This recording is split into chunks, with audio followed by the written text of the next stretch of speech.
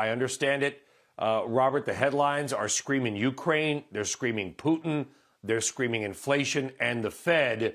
Should the investors, though, maybe take a break and focus more on what companies are actually screaming? I think that's a great way of thinking of the situation, Brian, and thanks for having me on again.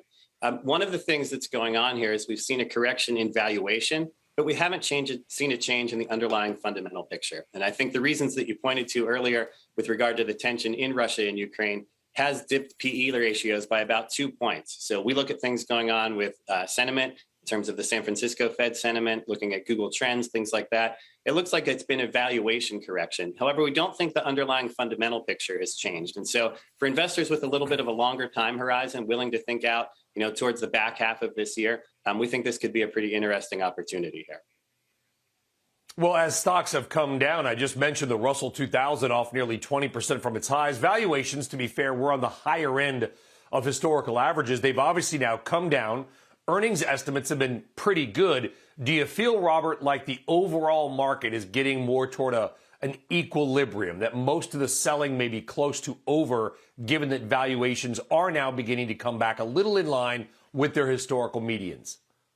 I think that's right. I think that's a good way of characterizing it. The Fed story has been in the headlines for quite some time. I think investors have digested that. It's no surprise that Fed rate hikes are coming, that interest rates are headed a bit higher. Although, as you noted, we're still around 2% on the 10-year, and that supports a reasonably high, above average valuation in our view. And so I think we are at a bit of an equilibrium here. Sure, the Russia situation could get a bit worse in coming weeks, but typically investors look through these geopolitical events. And so once we start to get some degree of predictability there, we think we'll get back on track for a bit of a valuation recovery and a focus again on those strong earnings that we think are ahead this year.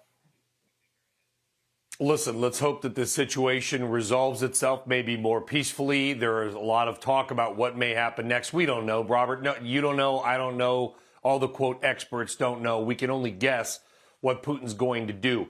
If he, however, moves further into Ukraine, I'm not asking you to be a geopolitical expert, but if we get an escalation, do you think the markets could still be vulnerable to another leg down? I do think so. I do think there could be a bit more downside here if this situation worsens.